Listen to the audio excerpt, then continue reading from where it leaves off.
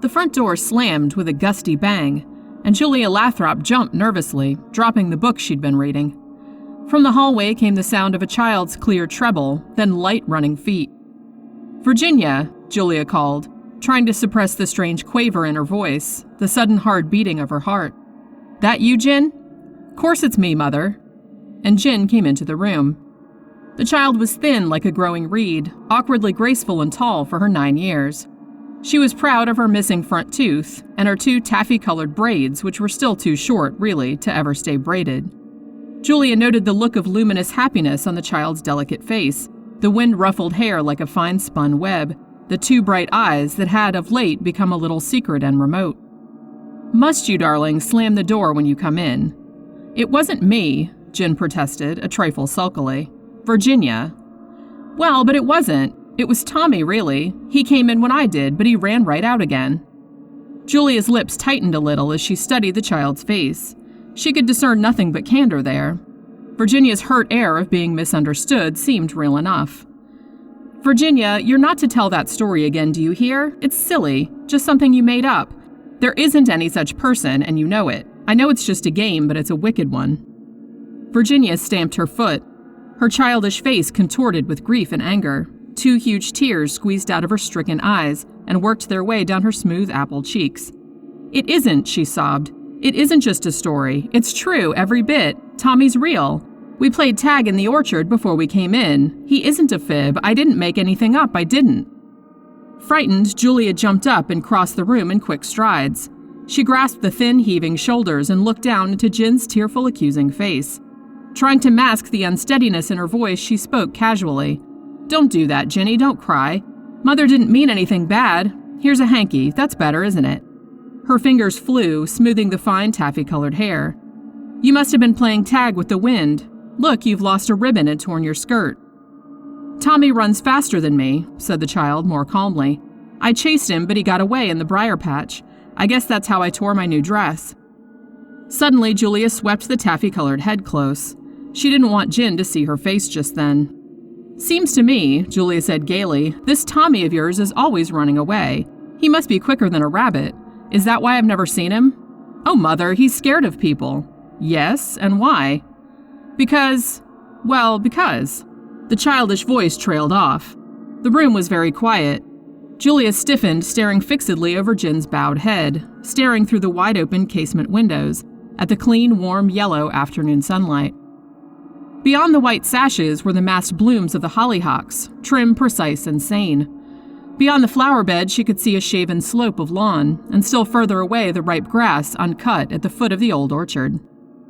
The orchard, she thought frantically, forcing herself to think, was frightfully run down. The twisted, wind-tortured trees assumed such grotesque shapes at night. Those dead husks should have been cut down long ago. They were unsightly and spoiled the place. The orchard field itself was grown over with lank weeds and sparse wild hay that had seeded itself on the wind. She watched how the wind wove a path through the tall grass of the orchard field, invisible feet retreating from the edge of the lawn back toward the shadows of the twisted apple trees. She watched intently how the yellow grass rippled at the base of a gnarled trunk, and a big sooty crow suddenly flapped from a dead limb, rancorously crying. At first, Julia had been crazy about the place. The sprawling white house on a hilltop had seemed exactly what they were looking for. The land itself was considerably run down, but for that reason rather wild, very charmingly diversified, and not really like a farm at all. Cliff Lathrop had joked to their friends about their recently acquired 30-acre estate.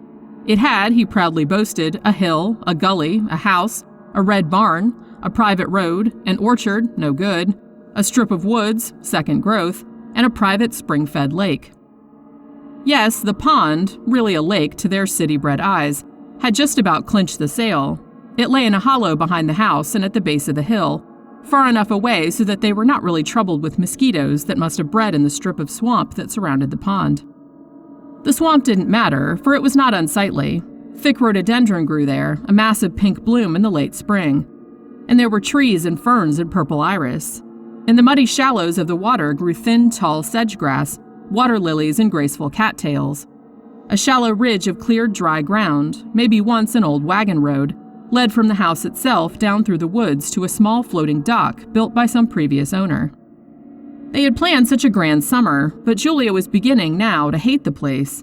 Even in the bright sunlight, she could remember suddenly and shiver, wondering if, after all, the place was really some sort of trap in which slowly sanity slipped away, until at last you came to accept as a matter of course that which was beyond reason or credibility. Virginia. What was happening? What in heaven's name was wrong with the child? From the first, just as they had hoped, she had blossomed happily in the clean country air, frolicked and played from dawn to dusk. But Julia, watchful and puzzled, alert to every nuance of strangeness in Jin's behavior, could no longer deny to herself that there was something weirdly wrong with the child. For either Jin had become obsessed with some vast, elaborate, and very complicated kind of lying, or else. But the alternative she refused steadfastly to permit herself to believe, even yet. But why be upset? Cliff asked innocently, when at last Julia brought herself to speak to him about Jin's lying. Kids are always making up things. It's only harmless imagination working overtime. It isn't exactly, Julia said slowly, choosing her words with a certain amount of care. And you mustn't scold her about it. It has the strangest effect. She gets upset, terribly unnerved, and it frightens me because I can see that she really believes in this imaginary playmate. Oh, you don't know what it's been like. It frightens me, but I didn't want to say anything to you until I was really sure. Cliff's mouth opened. He looked at his wife curiously. Sure of what? Of her belief, you mean? Well, suppose she does believe, sort of, in this fictitious Tommy. Maybe she's lonely. Maybe he's real, in a sort of way, to her childish imaginations. You know, the way people in fairy tales were real to her when she was younger. It's just a fad, and she'll outgrow it. Maybe get tired of the game when she sees we don't take it very seriously. Seems to me that's the thing to do. Tease her out of it, not pull a long face and get all wrought up about something that doesn't even exist. But at dinner, Cliff's teasing brought unexpected results. Well, I hear Virginia's got a beau, eh, Julia? Cliff winked at his wife, ladling out a liberal helping of cold chicken for the child. Young man name of Tommy, or so I've been told. Who told you? Virginia's clear eyes clouded with suspicion. The bantering tone was evidently not to her liking. Who told me? Cliff mocked his small daughter. Well now, is it a secret? Yes, the child answered, with a scowling glance at her mother. Sort of. Oh. Well, since the secret's out now, might we be told where the young gentleman lives? Seems to me he must do quite a cross-country hike to get out here from, well, wherever he's from. Oh no. The child's eyes, round and serious, were vaguely troubled. She hesitated, then, as though under some dim necessity to make herself somehow understood, added quietly, You wouldn't understand. He lives right nearby, you see. Oh, some little boy staying at the Jackson farm? Daddy, don't be silly. He lives right here on our place, in the pond. That's where he goes when he goes back in again, and I know 'cause I've seen him. Not again that evening did they make any reference to Jin's queer obsession, for otherwise the child behaved normally enough. Cliff played checkers with his small daughter and allowed her to beat him twice. After that, she went happily and triumphantly to bed. Afterward, with the child asleep upstairs and the eerie moonlight glistening like frost on the clipped lawn, Julia abruptly drew the curtains over black panes. Heaven knows, said Cliff amused, we've no lack of privacy out here. I was just jittering, Julia confessed, unable to tell him just then how she had felt, that overpowering warning instinct of being watched, of not being alone. That the moonlit lawn had been bare, without blur or shadow, had only made the feeling somehow more terrible. Cliff, what are we going to do? About Jin? Well, I think she's lonely. You ought to send for one of her friends. Having some other kid around will chase this funny idea out of her head quick enough. What say? I've thought of that, Julia told him. I've already sent for Ilse. She's at the seashore now, but her mother wrote that she can come out and stay with Jin for a week or two. Oh, Cliff, you don't think there's something wrong? I mean, that she really sees things. Sick, you mean? No. She's healthy as a chipmunk, eats like a little pig, and sleeps like a log.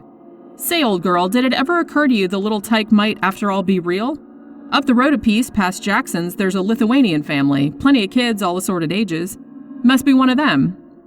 But Cliff, 3 miles away? And besides, what's 3 miles to a country kid? And you've never seen him because he's shy, see? But you act as if everything's natural and maybe he'll show up one morning with his paw out for a cookie. Oh, Cliff, you think so? Well, it might be so. Personally, I think we've been letting Jin's well-developed imagination run away with us, scaring ourselves, and without any reason. Now look, there's only one sensible view to take. Either he's a myth and she'll outgrow it, or else there really is such a kid, but he's scared and overshy. In either case, what's terrible about it? Cliff's reasoning steadied her, but only for a moment. For it was not only that Julia had watched the child racing across the lawn, followed apparently by none but the wind, gleefully shouting and calling to someone who never answered. It was not only that. For countless days now, Jen had stubbornly persisted in her pretense that she was never really alone anymore, that always an invisible child was at her side, sharing in her childish games. There was more to it, an indefinite but horrifying more, the one bit that Julia had held back from Cliff. The day before, she had seen the invisible playmate. In bright sunlight, grass rippling gently as though some small animal stirred at its roots, a small furtive round like the passage of a snake. She, Julia, had crossed the lawn to call Jen for lunch. The child was sitting quietly under a big beach umbrella, making a crude crayon sketch. Julia, smiling and looking down over Jen's shoulder, saw the scrawled likeness of a little boy in blue overalls. Jen had made a round jack-o'-lantern face, wreathed in an exaggerated grin. She had drawn in thick stubby hair of bright reddish orange, and made the feet bare. All at once, Julia had been breathlessly conscious that there was someone else, someone standing in the orchard field just behind her, someone so dim and indistinct that when she turned her head it was as though colors flickered in the bright sunlight, wavered and vanished like an abruptly dissolving mirage. But for one breathless instant, for one heartbeat, she had seen something surely. A wavering image like the warping of air in heat haze, the shadow of a small figure, standing in the ripe grass of the field.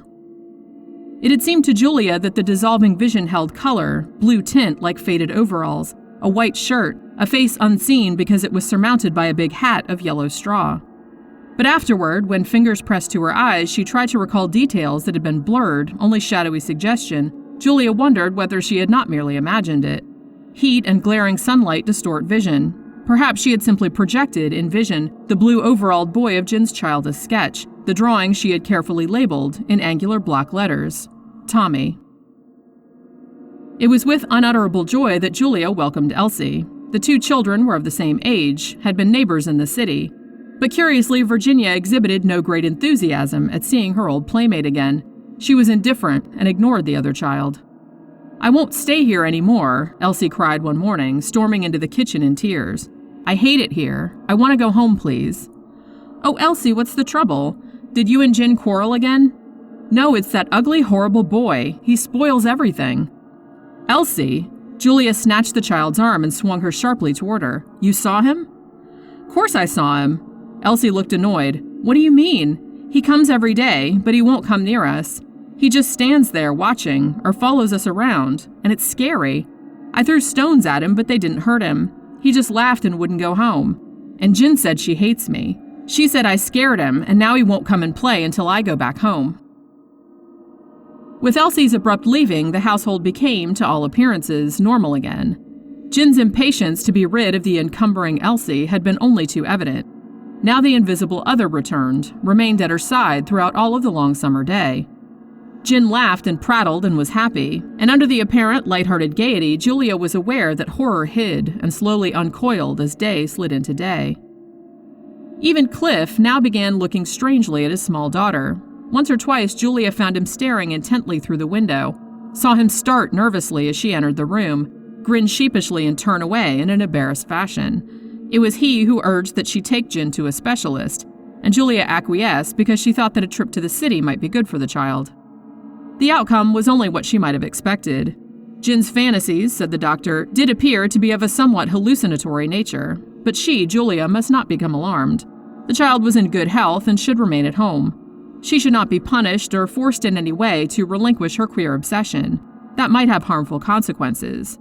Julia must be patient and endeavor to lead her back to reality by pretending, for the moment, to fall in with her make-believe. If Jen persisted in her obsession, or if the hallucinations became more alarming, they would probably have to resort to other measures. Driving back, Julia reflected that doctors were all very well, but after all, she knew best. She had not told him one rather important thing, that Jen's fantasies had had reality of a sort for at least 2 other people. The one useful bit of advice that the doctor had given her only represented a decision that she had already made, that if she were to save her little girl from madness, or something even worse, she must do it from now on through love and guile. gently and with patience. She must win the child away from that hated other. "I've seen the little devil," Cliff told her that evening when they were alone again. Julia looked blank. "That kid," he went on, "Jin's friend." "Oh, he was here." "I'll say he was here. Last evening after you left, I caught the little tyke standing on the lawn, staring up at the windows. It wasn't sundown yet. There was plenty of light. He looked... Quick, how did he look?" Cliff frowned, swallowing a little. His eyes betrayed vague puzzlement. When he spoke again, he seemed to be choosing his words very carefully. "Why, about like any little country boy. Blue patched overalls, bare feet, carried a frayed straw hat in his hands. He had a mop of red hair that seemed to need cutting. Maybe he had freckles, too. He'd come for Jin." Julia laughed shakily. "And that's all that happened?" "Well, no. I went to the door and told him Jin had gone to the city. I'll be damned if his face didn't screw up with the most horrible look of hate. He shook his small fist at me and began crying." "Oh, Cliff. Did he threaten anything?" "Him?" Cliff scratched his head. Again, he seemed hesitant and a little sheepish, as though he were withholding something of which he felt uncertain or a little ashamed. "Hell, he was only a little shaver, about an inch taller than Jin, I'd say. But there was something downright, well, pitiful about him in some way. I got the idea then he thought Virginia'd gone away for good. So I went out on the porch and told him to quit sniveling. Jin would be back the next day. And then I took a few steps toward him. He turned around and ran out on the road. I followed, but when I got to the road, there wasn't a thing in sight. Still, when I went back to the house, I had the feeling that he hadn't ever left at all. I think somehow he was hanging around all night. But that's nuts, isn't it? If I'd caught him, though, I'd have twisted his blamed ear off. And you know what? For the first time since we came out here, I was sorry we didn't have a dog. A big savage one." She could foresee now a fierce tug of war for the possession of Jin, and as the struggle became more intensified, that other became less cautious. As Julia had hoped, he emerged into the open at last. By great patience, she had managed to meet her antagonist face to face. It happened in this way. Determined to be with Jin as much as possible from now on, she had suggested to the child that they pack a picnic basket, don bathing suits, and spend the day at the pond. The suggestion seemed to startle Jin, yet please her. "I don't know," she had objected uncertainly. "Tommy lives there. He needn't be afraid of me, dear. Let him join us there. We can all spend the day together then. Wouldn't that be nice? And if you'll just tell him he has nothing to fear from me ever and that I want to be friends." "I would love a swim," Jen had interrupted, "down at the pond." So presently they were sitting on the edge of the water-soaked float, dabbling bare feet in the bright water. It was a perfect summer day, hot and breathlessly still. The water, blue in the pond's deep center, was brown in the shallows, dappled green with thick lily pads.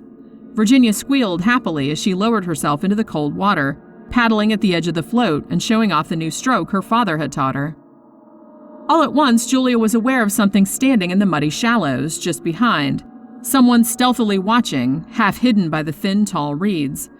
Very matter-of-factly, Julia turned her head, forcing herself to smile at the vision. "Hello," she said calmly. "I'm glad you came at last. We've been waiting for you, Jin and I. Won't you come sit with us out here?" "Tommy," Virginia crowed, holding to the edge of the float with one hand and waving frantically at the small, furtive figure in the reeds. "Tommy, come on, look! I can swim a little on my back. Tommy, look!" Like some small, cautious animal, the child very slowly left the reedy shallows where he was crouching and clambered up onto the bank. He shuffled across the bare strip of ground behind the float and stood there, to all appearances bashfully hesitant, grinning and squirming his bare toes in the dry earth. There seemed nothing malevolent or remarkable about him now. He was small, Julia saw, indeed scarcely bigger than Jin herself. He seemed a bit thin or spindling, or else his faded patched overalls and quaintly cut shirt were a little too big for him.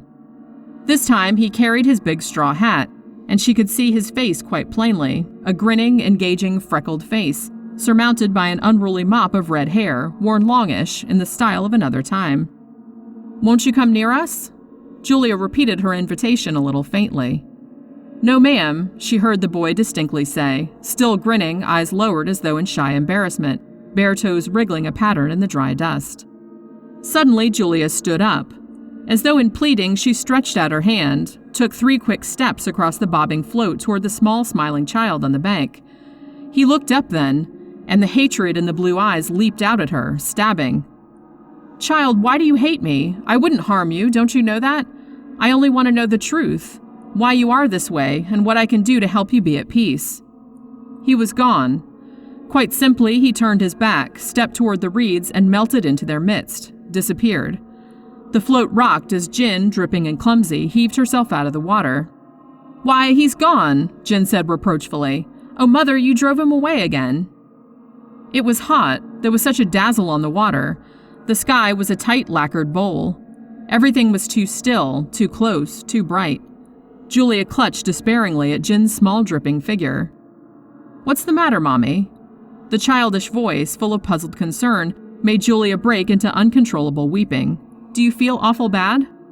Julia sobbed, clutching Jin the harder. "Awfully bad. My poor little girl. Don't leave me ever. You'll promise? Stay close beside me?" "Course I'm right here, Mommy," Jin replied with childish dignity. "I'm sorry you hurt. Shall I dip some water out of the pond and put it on your head?" "The pond? No. Let's go back and don't ever go near it again. Keep away from it, you hear? It's cursed." The time had come, Julia felt, when she could no longer continue the unequal struggle. For now, with every passing hour, she was losing. Jin was slowly but surely slipping away from her.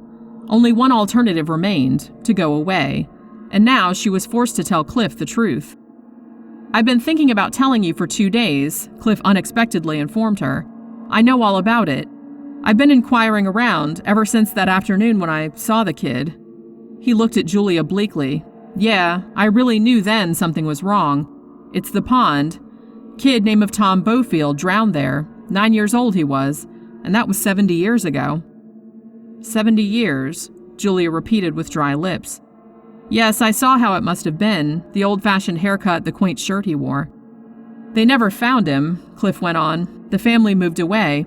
Then a childless couple had the place, never noticed anything wrong. Then the old bachelor coot we bought the place from. It's my fault. I should have sent you and Jin away before, but now this clinches it. Start packing tomorrow." "No, I won't even pack at least, nothing but a small suitcase. We won't let Jin know until the last minute. Even then, maybe we'd better pretend we're just going for the day. After we've gone, you can board up the windows, see that our things get moved." Julia clapped her hand over her mouth, suppressing a scream. "He was there," she cried frantically, pointing to the wide-open window. "He heard us, every word." Cliff swore savagely. He leaped to the door and flung it wide open to the night. Across the lawn trotted a small shape, indistinctly seen by the light of a gibbous moon, a small lad in overalls who turned his head once, looking back, as if in derision. The instant Cliff stepped outside the door, he had vanished. "Tomorrow," Julia choked. "Tomorrow, if it isn't too late." They didn't leave because during the night Virginia complained of a burning in her throat. By morning, she was running a high temperature and babbled deliriously. Alarmed, Julia had sent for a physician. But the man, a local practitioner, advised against moving the child until the fever had died down. "He's won again," Julia thought frantically. "He doesn't want her to go away." But if Jin had to remain confined in that hateful house, she could still watch over her. Never would that hated other get near the child again. Already she had lost too much to him, Jin's sanity, and perhaps her life itself. That sinister, malignant child of the pond would never dare set foot over the threshold of the house so long as she, Julia, remained on guard, alert and vigilant to the shadowy enemy. He came in the early afternoon.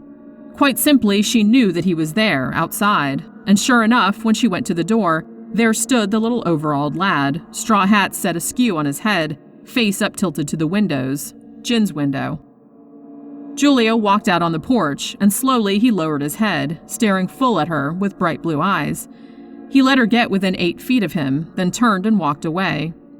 "Wait," Julia cried sternly. "Stand where you are." He looked back over one shoulder. Under the shadow of the wide-brimmed hat, she could see his eyes, sly, taunting. She could see the wide, mocking grin. It seemed to her that she had never known anything more malevolent, more horrifying than that child's face, thin, freckled, and full of an unchildish wisdom, a knowledge of something beyond her, a power she was utterly unable to cope with. "Stop," she sobbed. "Please, let me speak just once." The other stopped. Julia considered flinging herself at him, but before she could move, the lad solemnly raised his hand and beckoned to her. Then, looking back and again beckoning, he led her deliberately across the field and down the hillside toward the orchard. "Why?" cried Julia breathlessly when at last he permitted her to overtake him. "Why are you doing this? What do you want?" The lad lowered his eyes. "I ain't gonna be alone," he muttered. "Not no more." He looked up, and again she felt the stab of those blue child's eyes. "You want to take her away, but she ain't going. She'll be like me, and she'll stay here forever." "You want her to be dead," Julia screamed. "She is dead," the lad answered. "Now already. Go see." The house was empty. Jin, in her feverish delirium, must have left while the other lured Julia away. Distraught, weeping, she ran from room to room, mocked everywhere by the ringing echoes of her own voice. The pond, was that what he had meant? Julia ran, stumbling down the rough trail swamped out through the patch of woods. She found Jin's 2 small shoes set side by side on the edge of the pond.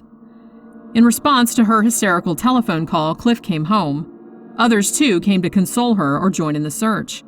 Close-mouthed men, strangers, tramped over the fields. The woods were combed. At night, as the search spread to the surrounding hills, there was the mournful baying of hounds.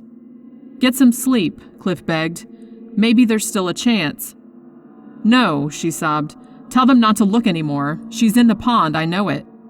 "They'll drag tomorrow," Cliff whispered haggardly. "We'll see." Sometime in the night it began raining. Julia slept, but sleep was more terrible than waking reality.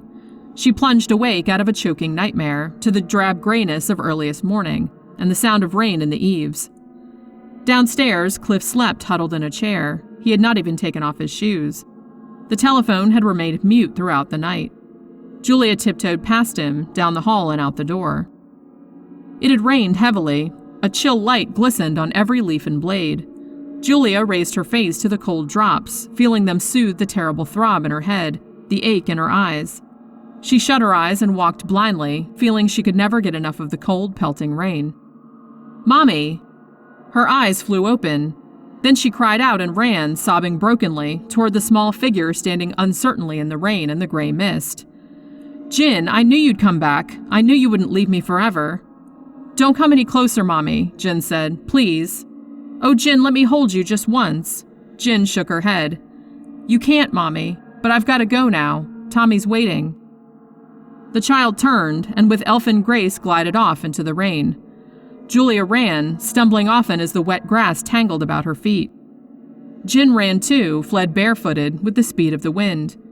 In the eerie grayness she seemed part of the silver rain, part of the mist flowing along the tops of the wet grass. Her 2 short braids, drenched and dark, swung out behind her as she ran. In the milky opacity, another child, barefoot and overalled, raced to her side and joined hands with her. "Children, wait, please!" Julia shrieked. She ran stumbling through the rain, and always the children, hands clasped, were just a little ahead. She lost them presently, and found, bewildered, that once again he had ventured down the trail to the edge of the pond. She turned away from the loath sight of the water, gray and pelted with raindrops. Weeping, blinded, she stumbled against a solid body. A pair of arms encircled her. "Good God, Julia," Cliff said hoarsely. "What are you trying to do? Come on back, quick now." "Virginia," Julia wept. "Earthbound, unhallowed, forever and ever." "I heard you scream," said Cliff. "Saw you running across the field in the rain. I yelled and yelled, but you didn't stop." Faintly and very far away, a dog began to bark. Julia twisted loose from Cliff's embrace, pointed to the wet earth. Cliff stiffened, his face slowly whitening. 2 sets of tracks. The fresh prints of small bare feet led into the pond. Even as they looked, they were already beginning to fade under the pelting drops of the cold, heavy rain.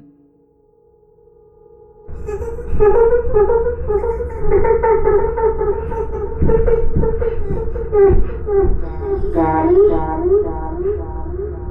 What are you doing to Mommy?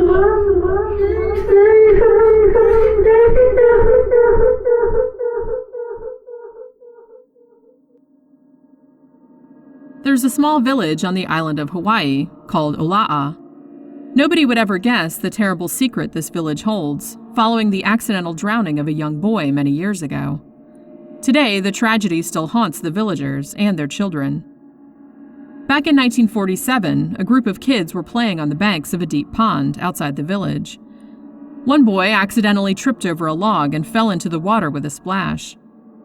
Before any of the other children could react, the boy sank beneath the water's shimmering surface. For a few moments, they waited for him to resurface, but there was no sign of him.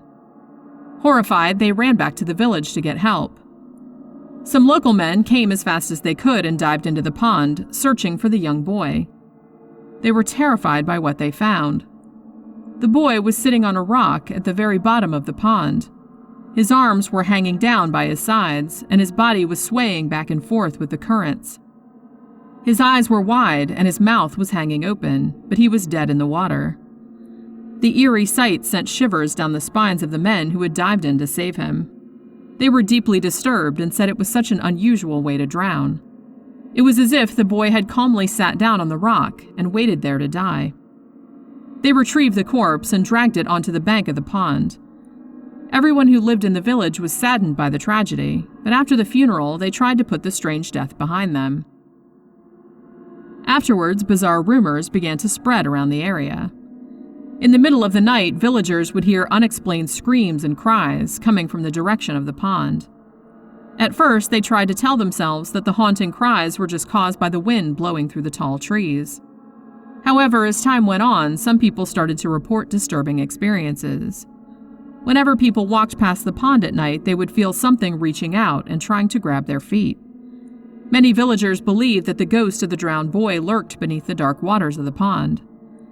They said that at night he would come to the surface, cold, wet, and shivering, his icy hands clutching at unsuspecting victims and trying to pull them into his watery grave. According to the rumors, he was trapped in this world by accident, and the only way he could escape was to find someone else to take his place at the bottom of the pond. One day, a boy was out walking with his father. When they passed by the haunted pond, the boy picked up some stones and skimmed them across the surface of the water. Suddenly, the boy screamed out in terror.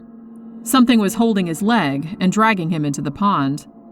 The boy clawed at the earth, trying to hold on, but it was no use. Before his father had a chance to grab hold of him, the boy was pulled down into the watery depths. The desperate father jumped into the pond and tried to find his son, but there was no trace of him. Minutes later, he dived deeper and finally located the young boy. He was sitting on a rock on the bottom of the pond, arms placidly at his sides, eyes and mouth wide open, swaying gently to and fro in the current. The father grasped his son and pulled him up to the surface. He made his way to the edge of the pond, dragging his son behind him like a dead weight. Luckily, the father had taken some courses in first aid, and there on the bank he was able to perform mouth-to-mouth resuscitation on his son. The man did everything he could, and finally, just when he was about to give up, he saw his son's chest rise and fall, and the boy coughed up all the water in his lungs. The boy was alive. After that, all of the parents in the village warned their children to stay away from the pond. A priest was brought in to bless the waters, and the local people felt that would put an end to the haunting. However, on particularly dark nights, when the evening skies were as black as ink, those who lived closest to the pond claimed they could still hear the boy's terrifying screams. Some say that he will never find peace.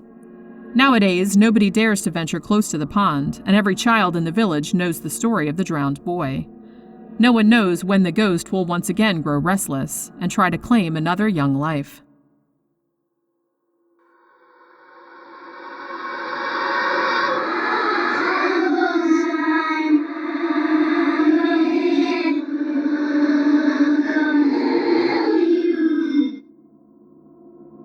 Before we begin, I would like to clarify something. I would not be here right now if I didn't feel it was necessary. I'm not one of those people who takes to the internet to rant and rave at the slightest inconvenience. Although the likelihood of anyone believing this is slim, hopefully someone out there will heed my words. My name is Emily, and my son Daniel has been killing people. Now I know what you might be thinking. Why come out with it like this? Why not unburden your soul with a confession or perhaps tell the police? It's not exactly that simple. Daniel lost his battle with muscular dystrophy 6 months ago. You're probably scratching your head in confusion right now. I don't blame you. If it didn't happen to me, I probably wouldn't believe it, but I promise you every word is true. It all began years ago when my son was just a small boy. Due to his health, he could never really play sports, so he made up for it by playing video games. I can still remember the look on his face that Christmas when I got him a Super Nintendo. At that point, he wasn't in a wheelchair yet. He must have tripped at least 5 or 6 times, sprinting as best he could over to the Christmas tree, clutching onto the box as if it were made of pure gold. His favorite game at the time was Super Mario Bros. He would come home from school, get his homework done as fast as he could, and rush into his room, eager to get lost in the world of the game. Maybe he played a little too much, but I knew he was safe in his room, and it kept him occupied while I made dinner or did some other menial housework. The only real trouble he gave me was when it was time to eat. "Just 5 more minutes, Mommy," he would beg. As Daniel matured, so did his taste in video games. By the time he was in his teens, gone were the days of Super Mario. He had upgraded to Xbox and PlayStation. When he was younger, I played with him from time to time, but our co-op adventures faded into a distant memory. These new consoles were a bit too complex for me to fully grasp. Super Nintendo was simple, a power switch, a reset button, and a simple controller. There was so much more to it now. It wasn't just that, though. I could deal with the learning curve if it weren't for the fact that the level of violence in some of the newer games was downright repulsive. That Grand Theft Auto game was probably the worst. I'll never understand the satisfaction one gets from sleeping with a prostitute only to beat her to a pulp and take back your money a mere seconds later. Really bizarre. Unfortunately for Daniel, the older he got, the worse his muscular dystrophy got. In more severe cases like this, those affected by it will experience a greatly shortened lifespan, often not living past their late teens to early 20s. When he finally lost the use of his legs and was confined to a wheelchair, he started sleeping down in the den as to avoid using the stairs. We moved all of his video games downstairs, and I made up a nice bed for him in there. I would never let him know it, but this killed me inside. I can't begin to tell you how many mornings I dreaded coming downstairs. There was one recurring nightmare I'd have all the time. I'd come downstairs to make breakfast and find Daniel dead. It was a nightmare that I'd sadly have to live out sooner rather than later. As much as I didn't want to leave my boy's side, desperate to spend every last minute with him until the bitter end, it was important to maintain normalcy as much as humanly possible, and that meant keeping him enrolled in school. Looking back on it, I'm sad to say that may have hurt him more than it helped him. They say kids can be cruel, but they got it all wrong. Angry, bitter teenagers are far worse. Daniel, standing out from the rest of his classmates because of his wheelchair, fell casualty to the school tough guys. How I loathed them. There was one in particular, though, one worse than the others, Nick Herter. He wasn't like the rest of them. He wasn't afraid to get physical. He didn't care at all that Daniel was in a wheelchair. That just made him a slower target. When I realized what was going on, my first instinct as a mother was to raise some serious hell. The school advised against that, though, insisting that the more noise I made would only paint a bigger target across Daniel's back. So against my emotions and my better judgment, I held my tongue and did my best to extinguish the rage that burned inside me. There may not have been much I could do, but at least Daniel had his friend Kevin to watch over him during the school day. Kevin was on the school football team and was familiar with a few of Daniel's bullies. Usually he'd step in before things got out of hand. The pair had been friends since about 4th or 5th grade. I always referred to the boy as the gentle giant. Probably the only thing I ever saw him hit was nails with a hammer, that time he helped me build a ramp for the house to accommodate Daniel's wheelchair. For a while it seemed as if the boys were inseparable. Whenever Daniel seemed to be having an extra hard time, Kevin would come over and spend entire beautiful Saturday afternoons with him playing video games, just to keep him company and make him feel better. Over time, though, their gaming sessions grew a bit farther apart, with Daniel just excusing his absences because of having to go to the gym or some other activity to stay in shape for sports. It was the inevitability of time. People change, circumstances change. One day after coming home from school, Daniel was particularly distraught, and he was covered in bruises on his face and arms. Something must have happened at school. I tried to get it out of him, but he just kept giving me the same blanket statement. I forgot to set the brakes on my chair and I fell. "Honey, it's okay," I explained. "If something happened to you at school, you can tell me." I pried for more information, anything I could get out of him. "Was it the same guys bothering you again?" He sat there motionless, as if he was already dead. "Well, fine," I huffed. "I guess I'll just call Kevin's parents and get him on the phone. I want answers and I'm gonna get them. I'm sure he saw what happened." "Oh, God damn it, Mom," he snapped back. "I don't want to talk about Kevin." Daniel was never much of a swearer. I think he was a little shocked to hear it come out of his mouth. He quickly began to apologize. "I'm sorry, Mom, I didn't mean it, just, could we not talk about it, please?" I worked my way over to him and lifted him up, cradling his head on my shoulder like I did when he was small. "Relax, honey, I know you didn't mean it," I assured him. I could sense him holding back tears. "I'm sorry, I really am. If there was a way I could take away all your pain, I promise I would." We ate dinner in silence that night. At one point, Daniel got a text on his phone. It didn't seem to be anything urgent, though. He just glanced at his phone and went back to eating, as if it had never happened. At bedtime, I tucked him neatly into his bed and gave him a kiss on his forehead. "Good night, honey," I said. "Just try and get some sleep, okay? Tomorrow is a better day." "I know," he replied in an ominous monotone voice. At least it was creepier looking back on it now. The next morning, I stumbled downstairs and into the kitchen to prepare breakfast. The TV was still turned on from the night before. The vexing sound of static wreaked havoc on my ears. Perhaps Daniel had fallen asleep with the television on. "Wake up, sleepyhead," I called. "I'll have breakfast ready in a couple of minutes." While I was getting breakfast ready, I happened to notice that the silverware drawer was left open. Did Daniel roll in here during the night to get something to eat? "Hey, don't we close drawers around here?" Still no answer. I entered the den to wake him up. He was really knocked out this morning. I tenderly shook him. "Come on, sweetie, get up." Nothing. I rolled him over. He lay there flat on his back. His skin was eerily cold. I noticed there happened to be a substantially dark and sticky stain on his blanket. Growing more apprehensive by the second, I tore through his sheets to investigate the cause. As I pulled him atop the bed, my eyes grew broad with terror. There was blood, lots of it, flooding from Daniel's wrists. A small knife stuck out of the blankets and plummeted onto the floor. So that was what he had taken from the drawer. I scrambled to call 911. Daniel's phone happened to be on the table. I grabbed it and slid it open to call the police. That was when I saw the message he seemingly ignored before. It read, "You're a pathetic waste of oxygen, you sick freak." I tried to see who it was that was tormenting him, but the number wasn't logged into his phone. Tears began to rain down my face as I shouted to the heavens, my scream and the ongoing TV static forming a demented harmony. What had he done? Not only had I lost my baby from a disease, but he had forfeited the battle ahead of time. I was a complete mess during Daniel's wake. I sat there in the front row, eyes welled up with tears, viewing the world through my sable-tinted spectacles, alert enough to know I was surrounded by people paying their respects, but doped up enough not to care. The services were just about to wrap up for the evening when Kevin surprised me. I took my sunglasses off. Peering into my swollen eyes, he embraced me, and for one moment the memories came rushing back. All the play dates, all the sleepovers. As we hugged, it felt like one tiny part of Daniel lived on through his dear old buddy. "I don't know what to say, ma'am," he uttered. "He was like a brother to me." "He adored you," I assured him. "You really were a guardian angel, probably the only reason he still wanted to go to school in the first place." He slouched over and in an instant went from concerned to despondent. I should have been there more. Maybe I could have seen this coming. His deep, drawn-out breaths bore the weight of the guilt entombing his soul.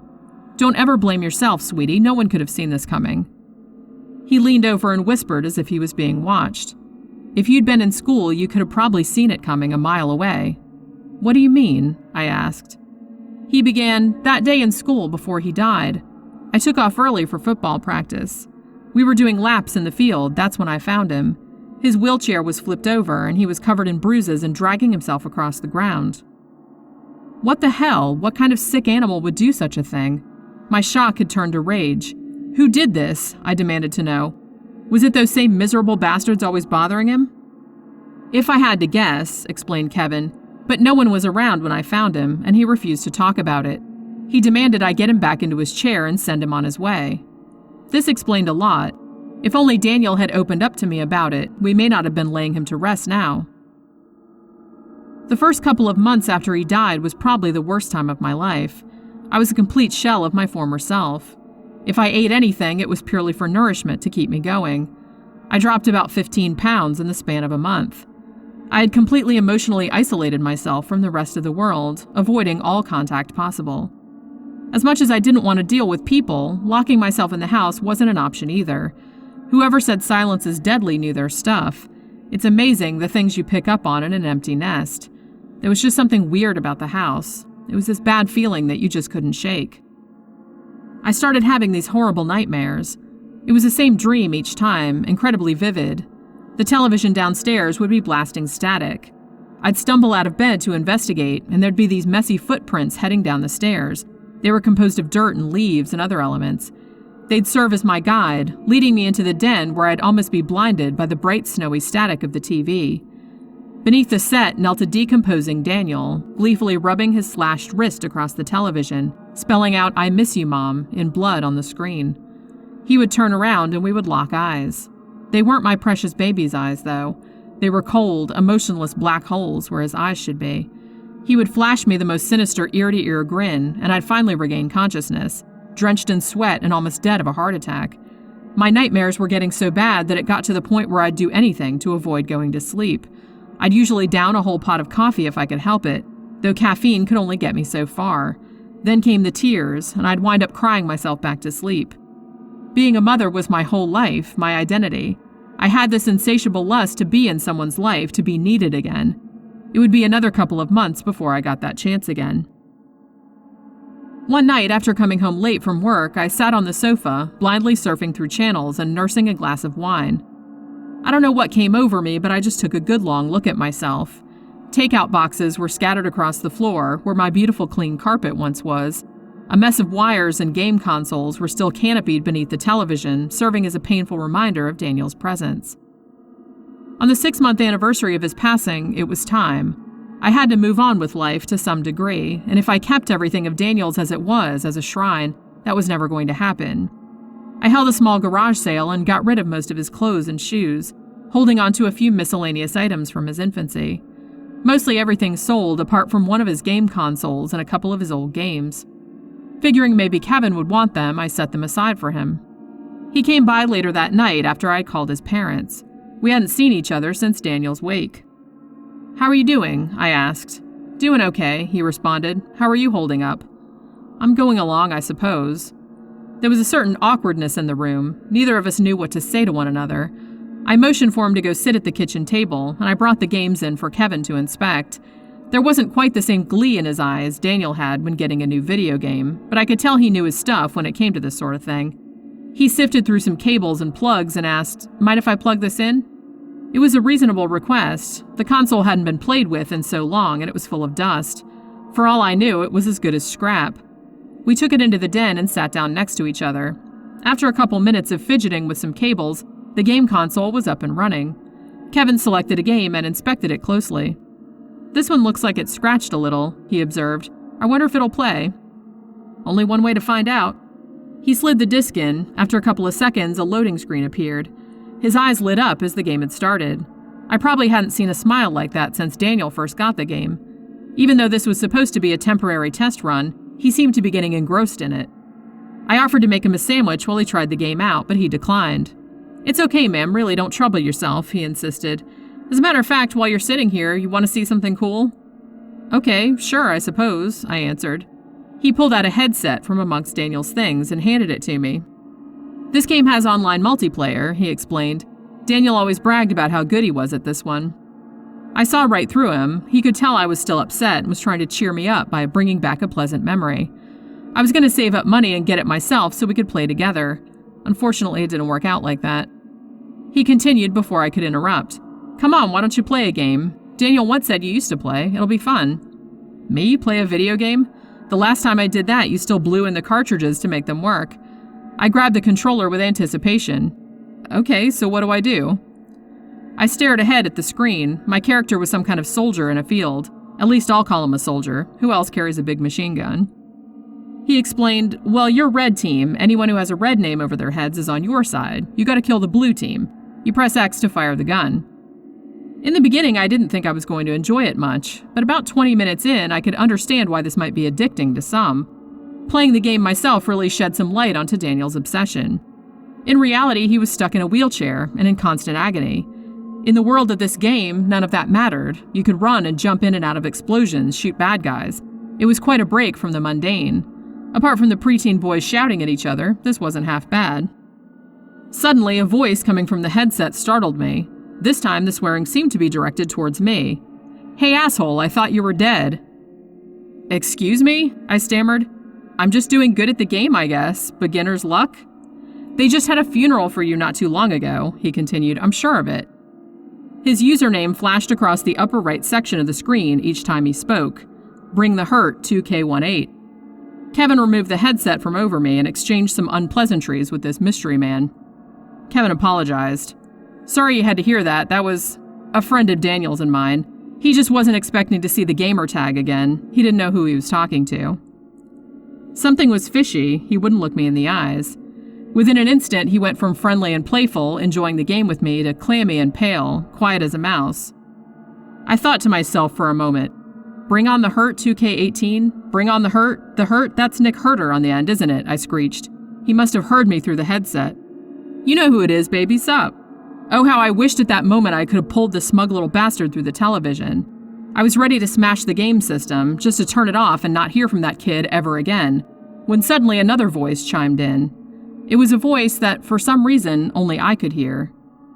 "Just 5 more minutes, Mommy. Come on, just 5 more minutes." That was Daniel's voice. His voice as a child. It was the same high-pitched pleading I used to hear when he was a small boy, and I had to pry him away from these damn video games. "I'm so sorry about this, I really am," Kevin apologized. "You know what, it's getting late. Thanks very much, I'll just pack this up and take off." "Don't worry about it, honey, it's fine." I desperately tried to keep calm. If I wasn't stuck to my seat before, I was now. That was my baby's voice coming from that headset, and I had to try to hear it again. Kevin breathed a sigh of relief. "Okay, if you say so, but I really do have to take off now." "You know what, just give me 5 more minutes." Oh God, I was starting to sound like my son now. "I'm not going to yell at the young man or anything. No drama, I promise. Let's just finish the game." He glanced at his cell phone. "You know what? You just go nuts and enjoy the game. I'll pick it up from you tomorrow. Thank you for letting me have it." "No problem, sweetie." I stood up and gave him a hug. "Thanks for showing me how the thing works." He let himself out while I returned to the game. I called out to Daniel, trying to get him to speak again. "Sweetie, talk to me. Are you there?" "Yeah, I'm here, baby. What you need?" His honeyed words made me sick. He thought I was talking to him. "Joke all you want," I snapped back at him. "I saw your text to my son. Had you chosen your words a little bit differently, I'd be pressing charges against you right now, not playing games." "What are you talking about?" His sarcastic chuckle was broken up by a deep cough. "I couldn't stand to be around him during the day. You really think I'd waste my data messaging him?" His coughing became more profound. Suddenly, his character stopped moving. I was actually able to land a couple of kills to his character. His coughing was still not letting up. Now it was even more guttural. Suddenly, I could hear screaming coming from the headset. "Honey, what's wrong? Is everything okay? Oh my God, get in here, quick!" Dead silence. A notice popped up on the TV screen.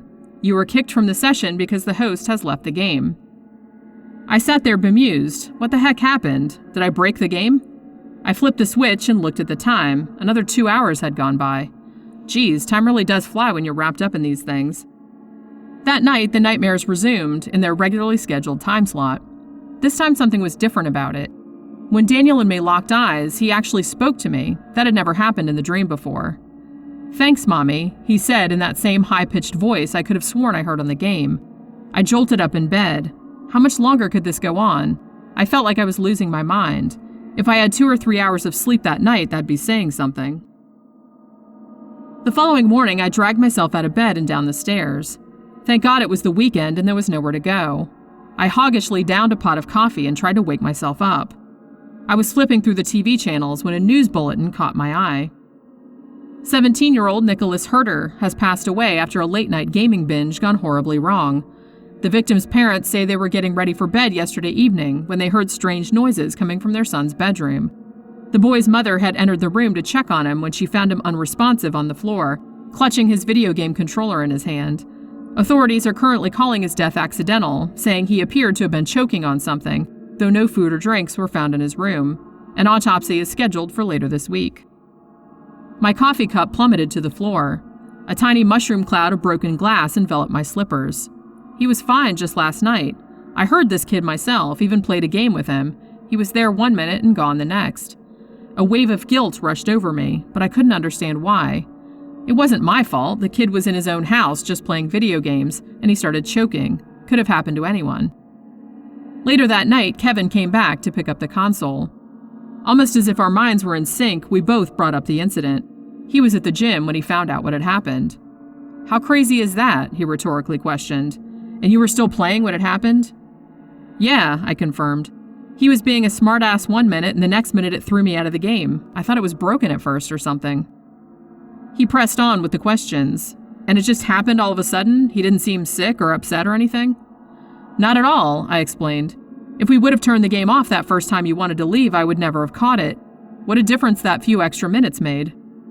The memory of Daniel's voice coming through on the headset suddenly came flooding back to me. Just 5 more minutes, Mommy. I became very shaky and short of breath all of a sudden. A concerned gaze overcame Kevin's face. Something wrong? You okay? Yes, I assured him. I'm just tired. I haven't been sleeping too well. Nightmares? He asked.